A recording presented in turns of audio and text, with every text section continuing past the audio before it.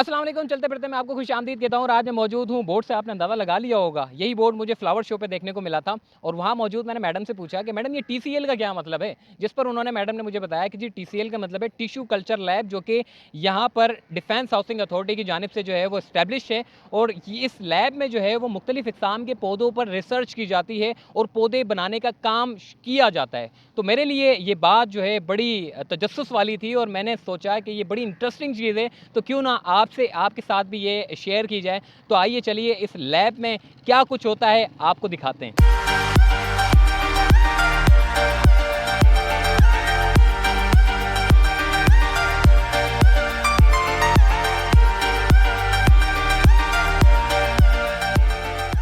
जी, तो इस वक्त मैडम हमारे साथ मौजूद है और उनसे हम बात करते हैं कि आखिर टिश्यू कल्चर लैब है क्या। मैडम ये बताइएगा कि आप थोड़ा सा अपना तारुफ भी करवा दें और दूसरा ये भी बताइएगा कि टिश्यू कल्चर लैब आखिर क्या है। मेरा नाम आसमा नसीब है और मैं बेसिकली एक बायोटेक्नोलॉजिस्ट हूँ। टिश्यू कल्चर जो है वो एक ऐसी एडवांस टेक्निक है जिसके अंदर हम प्लांट्स को प्रोड्यूस करते हैं विदाउट गोइंग इनटू सीड्स। मतलब हम एक ऐसे आर्टिफिशियल मीडिया के ऊपर जिसके अंदर तमाम वो इंग्रेडिएंट्स मौजूद हैं जो कि आपके सॉइल के अंदर मौजूद हैं, उसको हार्मोन डायरेक्टेड एक्शन करवाते हैं कि अब उसने शूट्स प्रोड्यूस करनी है, अब उसने रूट्स प्रोड्यूस करनी है, अब उसने मल्टीप्लाई होना है। और इस तरीके से at the end of the day हम अपने प्लांट को प्रोड्यूस करते हैं और उसको फिर हम अपनी नेचर के अंदर जो है वो जाके लगाते हैं। अच्छा, ये भी बताइएगा कि डीएचए की जानिब से टिश्यू कल्चर लैब कब इस्टेब्लिश की गई? Basically tissue culture lab DHA के अंदर जो है वो 2010 के अंदर इस्टेब्लिश की गई थी और पिछले 10 साल से ये लैब काम कर रही है। इसका क्रेडिट जाता है सारा का सारा हमारे जो अभी नए एडमिनिस्ट्रेटर आए हैं, ब्रिगेडियर राय आसिम, उनको, क्योंकि उनका एक हॉर्टिकल्चर और एक एग्रीकल्चर का बैकग्राउंड है। वो इस कटिंग एज टेक्नोलॉजी के बारे में जो है वो न सिर्फ जानते हैं बल्कि इसकी अहमियत को भी जो है वो समझते हैं।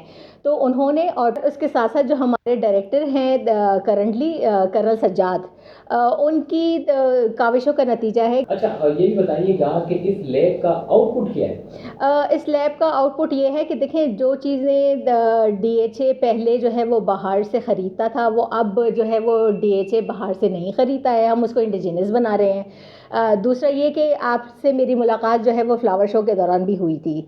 तो आपने जो वो फ्लावर शो के दौरान जो हमारा टीसीएल का जो है वो एक स्टॉल देखा था जिसके अंदर हमने उसका सेल पॉइंट बना रखा था। तो बेसिकली वो हमारी ही सारी काविशें हैं कि जो हमने जिन चीज़ों के ऊपर काम किया वो अब इस हद तक के बढ़ चुकी हैं कि उसको हमने प्रोड्यूस करना शुरू कर दिया है, वो मार्केट के अंदर आ चुकी हैं और मार्केट से अब वो सेल आउट हो रही हैं। तो इसका आउटपुट का जो है वो स्कोप जो है वो बढ़ गया है। तो हम fruit plants, ornamental plants, indoor plants, उसके अलावा जो है वो ऑर्गेनिक फार्मिंग, हाइड्रोपोनिक्स, इसके अंदर, और स्पेशली अब हम जो है वो अपने आप को इंट्रोड्यूस करा रहे हैं टूवर्ड्स बॉन्साई प्रोडक्शन। तो ये सारी चीज़ें ऐसी हैं कि जिनके ऊपर अब हमने काम करना स्टार्ट कर दिया और हम इसके अंदर एक लेवल को मेंटेन जो है वो कर रहे हैं, आगे आगे हैं। ठीक हो गया मैडम। हम बगैर किसी टाइम जाए कि उनके नाज़रीन बड़े तजस्सुस में हैं, वो कह रहे हैं कि लैब कैसी है और वहाँ पर पौधे जो बनते हैं जी जी, वो भी दिखाएं। तो आइए चलते हैं लैब में।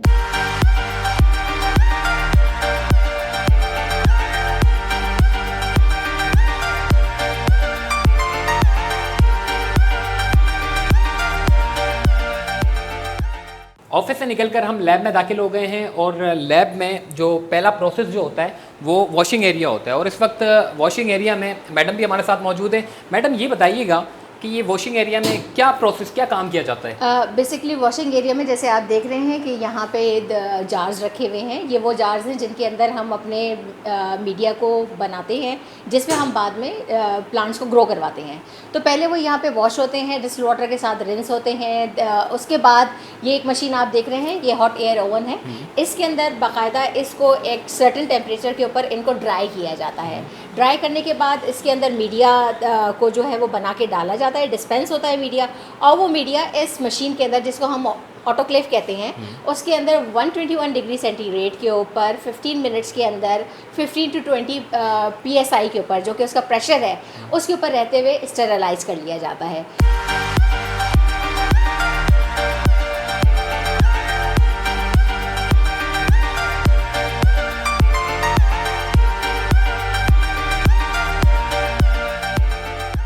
ये बेसिकली हमारा मीडिया रूम है। मीडिया रूम हम इसलिए कह रहे हैं कि यहाँ पे जितना भी प्लांट मटेरियल के हिसाब से जितना भी मीडिया बनता है, उसका स्टॉक बनता है या उसके केमिकल्स हैं, वो सब यहाँ पे अवेलेबल हैं।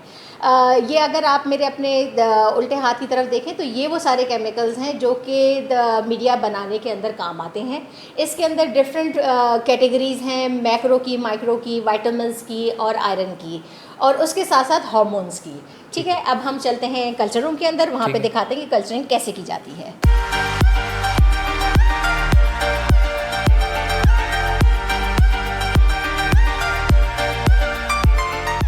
कल्चर रूम के अंदर आ गए हैं तो यहाँ पे देखिए, यहाँ पे स्पेशलाइज्ड कैबिनेट्स मौजूद हैं जिनको हम लेमिनार फ्लो कैबिनेट्स कहते हैं।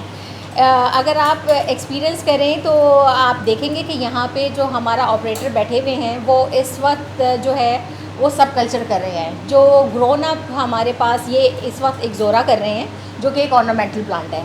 एक्जोरा को जो है वो इस वक्त अपने ओल्ड मीडिया से निकाल के फ्रेश मीडिया के ऊपर जो है वो ट्रांसफ़र कर रहे हैं, और साथ साथ जो है उसको मल्टीप्लाई करने के साथ साथ इसके अंदर कुछ वो जो ग्रोन अप प्लांट्स हैं उनको रूटिंग के ऊपर भी डालेंगे। मेरे लिए बड़ी हैरान कुन बात है कि जिस तरीके से ये प्लांट को जिस तरीके से छोटे छोटे पत्ते निकाले जा रहे हैं, ये छोटे छोटे पत्तों को आप रिसर्च करने के बाद दोबारा से ये प्लांट बन जाते हैं क्या? देखिए, जो इस वक्त जो पत्ते निकाले जा रहे हैं वो पत्ते हैं जो कि ग्रो हो चुके हैं। आप जो अगर दूसरी साइड के ऊपर ऑब्जर्व करें तो वो स्टेम्स को जो है वो कलेक्ट कर रहे हैं और उसके साथ उसका ग्रोइंग रीजन जो कि हमारा जो है वो हर नोड के साथ जो है वो मौजूद है उसको कर रहे हैं। और इसके अंदर है यही कि हम अब अगर उसको आप डोरमेंसी को ब्रेक करेंगे तो हमारे पास प्लांट की ग्रोथ बढ़ेगी with due respect to hormone.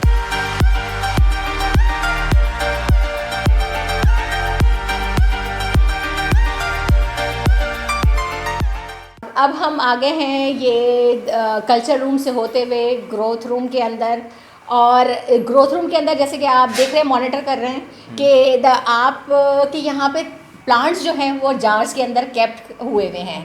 तो इसका पहले मैं आपको बता दूं कि ये वो एक एरिया है कि जहाँ पे आपने टेम्परेचर को जो है वो मेंटेन रखना है। यहाँ का टेम्परेचर जो है वो 25 डिग्रीज 23 टू 25 जो कि एम्बिएंट है प्लांट की मैक्सिमम ग्रोथ के लिए, हम उसको मेंटेन करते हैं। जैसे प्लांट्स बाहर एनवायरनमेंट के अंदर 16 आवर्स ऑफ लाइट में रहते हैं और 8 आवर्स ऑफ डार्क में रहते हैं, इसी तरीके से यहाँ पे ऑटोमेटिक ये सिस्टम लगाया हुआ है। अच्छा, जिन चीज़ों का मैं आपसे इंटरव्यू के दौरान कह रही थी कि हमने कुछ चीज़ों के ऊपर काम ऐसे स्टार्ट किया है जो कि पहले नहीं हो रही थी मगर अब हो रही हैं, तो उनमें से मैंने आपसे तस्करा किया था डेट पाम का। तो ये डेट पाम्स के कुछ चंद पौधे हैं जो वो नायाब या जो इस्लामिक पॉइंट ऑफ व्यू से हमारे लिए इम्पॉर्टेंट जो वैरायटी है उसके ऊपर थोड़ा हमने काम करना स्टार्ट किया है। तो अल्हम्दुलिल्लाह हम इसके अंदर थोड़ी सी सक्सेस रेट हमें आ गई है। इंशाल्लाह मज़ीद अभी ये क्योंकि डेट पाम की प्रोडक्शन का टाइम शुरू हो गया है, उसके अंदर फ्रूटिंग और फ्लावरिंग का टाइम आ गया है, तो इंशाल्लाह हम उसको भी कर लेंगे आगे और इसके अंदर मज़ीद काम करेंगे। उसके अलावा ये कुछ बनाना के प्लांट्स हैं, इनको भी ये डिफरेंट वैरायटी है जो लोकल सिंध के अंदर होती है, ये वो नहीं है। ये उसको भी हमने टिश्यू कल्चर किया है। ये एंथूरियम की वैरायटी है, बेसिकली फार ईस्ट का पौधा है और लोग इसको जो है वो इंपोर्ट करते हैं।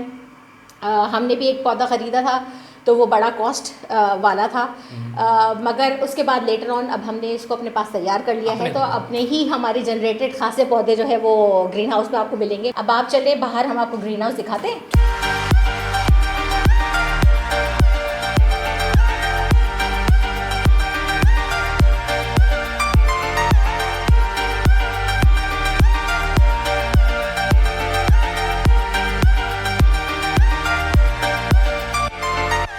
जी, तो आपने ग्रोथ रूम में आपने विज़िट किया था और अब हम आपको लेकर आए हैं ग्रीन हाउस में, और ग्रीन हाउस में क्या कुछ होता है मैडम से तफसीली तौर पर हम पूछते हैं। मैडम, ग्रीन हाउस में क्यों रखा जाता है, और जिस तरीके से हम देख रहे हैं कि बड़े आपने अच्छे तरीके से अंदाज से इसको ग्रीन हाउस को बनाया हुआ है, क्या वजह है इसकी?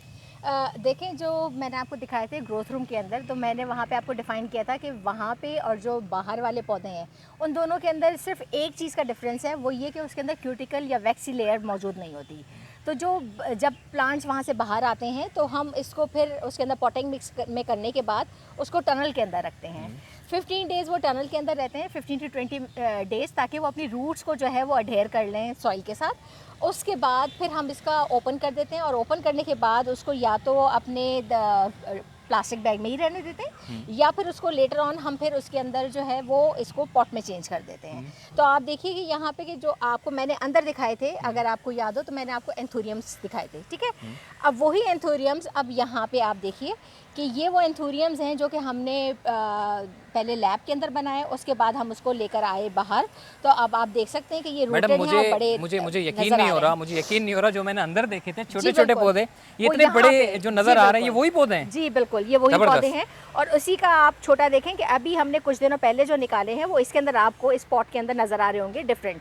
तो ये जब ग्रो करेंगे तो इसकी हाइट मेंटेन होगी और वो इतने हो जाएंगे। ये जो प्लांट है, जी जी ये बिल्कुल। बोनसाई इसको कहते हैं। जी बिल्कुल। ये बोनसाई के बारे में थोड़ा सा डिटेल दीजिएगा कि ये नॉर्मली मैंने जब इसकी कीमत पूछी थी 20 फीट का था, तकरीबन 7 लाख रुपए का था। जी तो ये बिल्कुल। क्या वजह है, इतना महंगा क्यों होता है? बेसिकली बॉन्साइज जो हैं ये एक जापानीज़ टेक्निक है जिसके अंदर आप एज को रिस्ट्रिक्ट करते हैं। अब अगर मैं आपको कहूँ कि ये जो है वो कोई 6 या 8 साल का पौधा है तो हमने इसकी एज को रिस्ट्रिक्ट किया है और उसको बढ़ने नहीं दिया है।